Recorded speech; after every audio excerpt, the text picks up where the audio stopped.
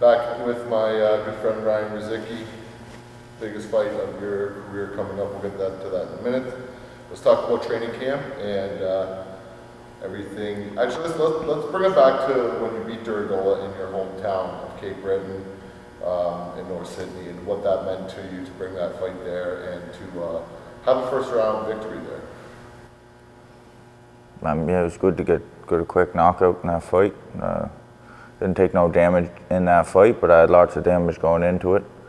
Had to get surgery after it, so it was good to get that out of the way. And then, yeah, I was scheduled to fight for the world title for the past year. Since winning that fight, I was mandatory position for the belt. So a lot of stuff, happening behind the scenes to stop that fight from happening. But finally got the fight lined up for the world title.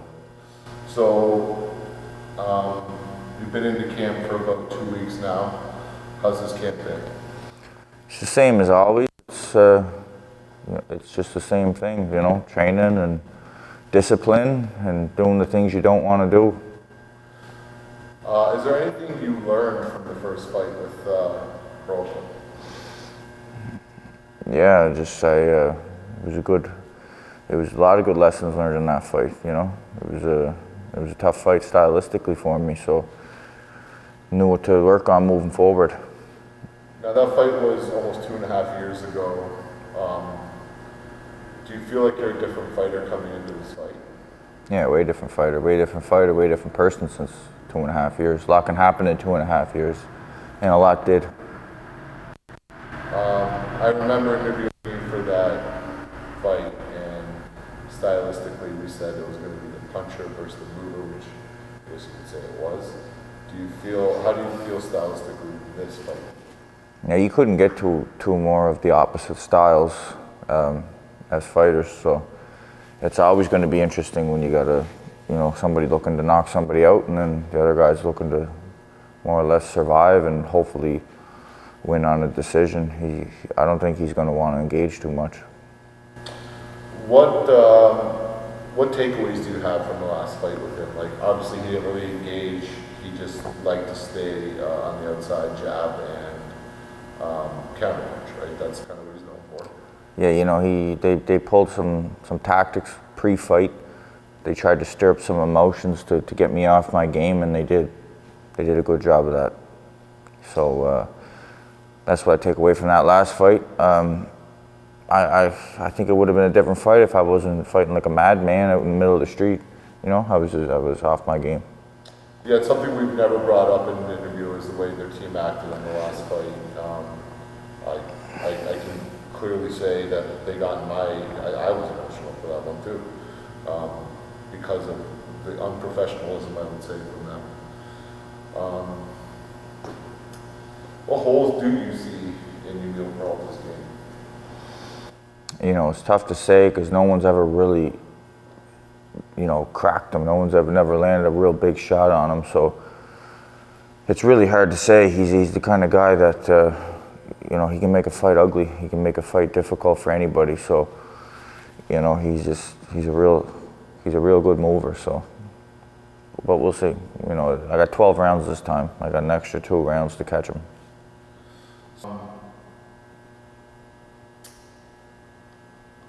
Not just put him to sleep. I really want to punish him before doing that. Something like I did with Alante Green, And Alante Green was after that fight, and that was a tough fight as well. So I made a lot of improvements since this last fight with Peralta.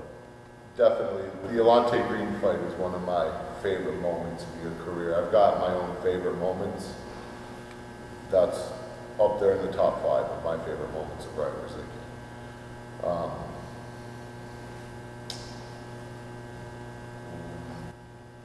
It's funny, there's been a lot of moments in my career now. I've had a long career for a young fighter.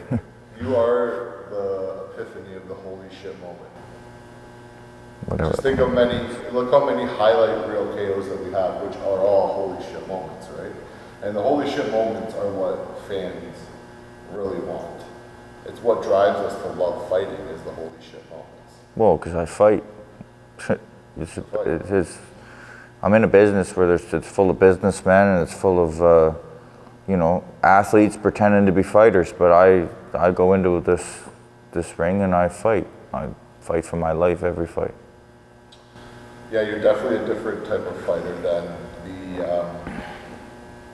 I want to say, average boxer today. Oh, for sure. 100% what we've said your whole career, right? I said it since day one that I'm not a boxer. I'm in a sport where I fight under the Marquess of Queensberry rules, but I'm by no means a boxer. I'm a fighter.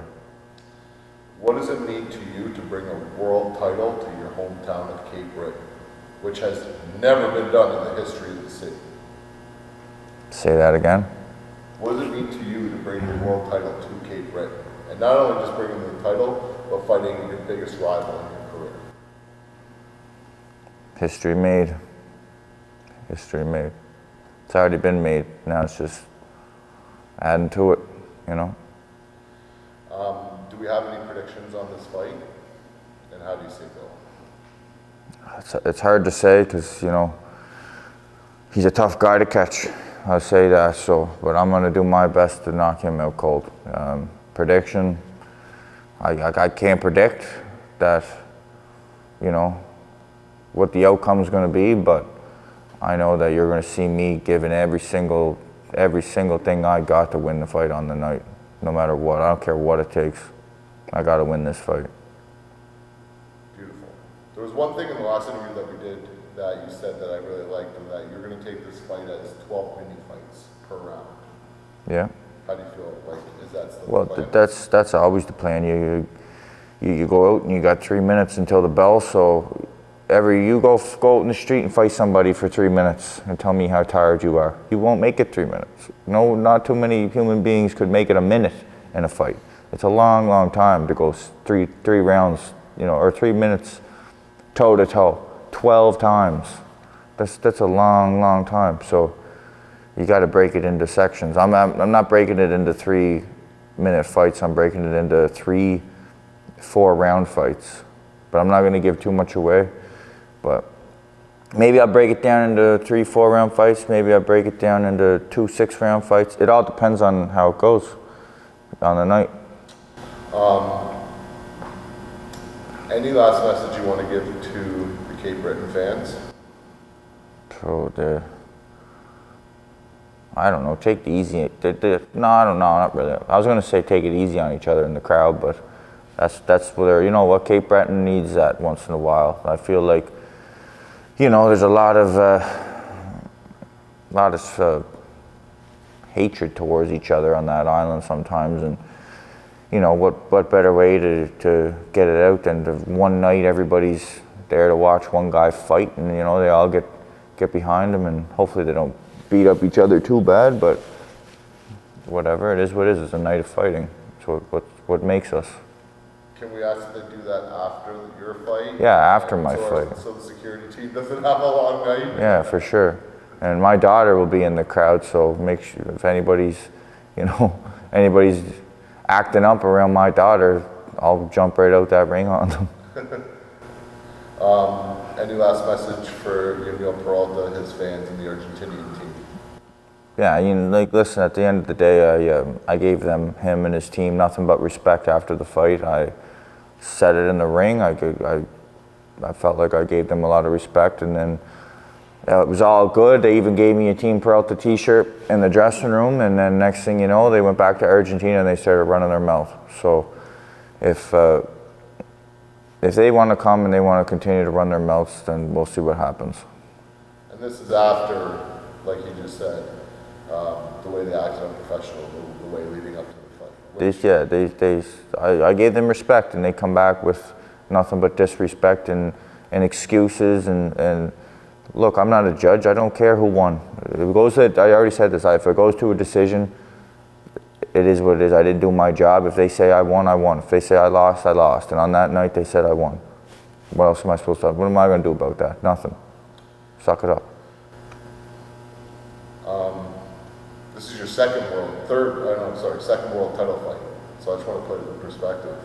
When you went to deal with Oscar Rivas and Mark Ramsey and Jim, there was none of this disrespect. There was none of this You know, and I know this, I was there. They were nothing but class. Yeah, as most professionals should be, right? Yeah. Not spitting at you and saying They spit saying at some you off. over the ring. That's what I'm saying. These guys from Argentina, like I said, I already gave them respect, and they come back with disrespect. So, like I said, we'll see.